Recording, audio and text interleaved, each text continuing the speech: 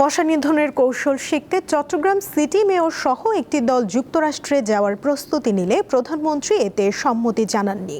এ বিষয়ে চট্টগ্রামের সাধারণ মানুষ কি বলছেন তাই জানবো এবারে। নিধনের কৌশল শিখতে চট্টগ্রাম থেকে সিটি মেয়র সহ ৬ কর্মকর্তা যুক্তরাষ্ট্রে যাওয়ার প্রস্তুতি ছিল, কিন্তু প্রধানমন্ত্রীর কার্যালয় থেকে এক বাক্যের বার্তা এলো না। মশক নিধনের কৌশল শিখতে যুক্তরাষ্ট্রে যাওয়ার দরকার নেই। দেশের যে কোনো ডোবার পারে 2 থেকে 3 ঘন্টা বসলেই নতুন নতুন উদ্ভাবনী কৌশল শেখা যাবে। চট্টগ্রামের সাধারণ মানুষ যারা দীর্ঘদিন ধরে মশার কামড়ে অতিষ্ঠ, চলুন শুনি তারা কি ভাবছেন এই বিষয় নিয়ে। আমি তো কিছু বুঝি না। এটা শিখার জন্য কি যুক্তরাষ্ট্রে যাইতে হবে? এই পরিকল্পনা করে মানে কি এগুলো কি বুঝায় বাংলাদেশের মানুষকে? যাও দরকার কি? আমার বাংলাদেশে উন্নতি আছে, উন্নতি যদি এখানে করো, বাংলাদেশেও করো, ওখানে যাওয়ার দরকার কি? পারিপার্শ্বিক যে ড্রেনেজ ব্যবস্থাগুলো আছে সেইগুলো সিটি কর্পোরেশন দেখবে বা সমাজের অন্যান্য গণ্যমান্য ব্যক্তিরা দেখবে সেটা কিভাবে পরিষ্কার করা যায়।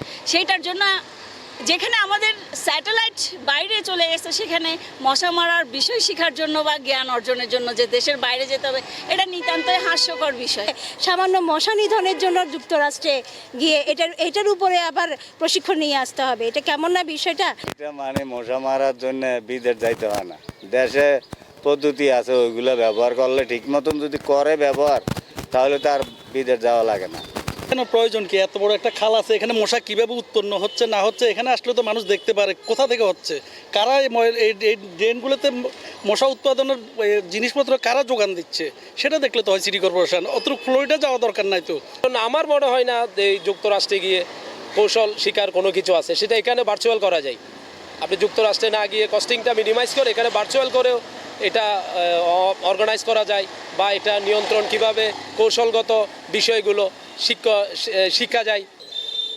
সঠিক নিয়মে মশার ওষুধ ছিটানো, দেশের মেধাবীদেরকে কাজে লাগিয়ে নতুন নতুন উদ্ভাবনী কৌশল বের করে যদি মশা সঠিকভাবে নিয়ন্ত্রণ করা যায়, তাহলে চট্টগ্রামের মানুষকে মশার উপদ্রব থেকে রক্ষা করা যাবে, এমনটাই মন্তব্য করেছেন সাধারণ মানুষ। রুনা আনসারি, দীপ্ত সংবাদ, চট্টগ্রাম।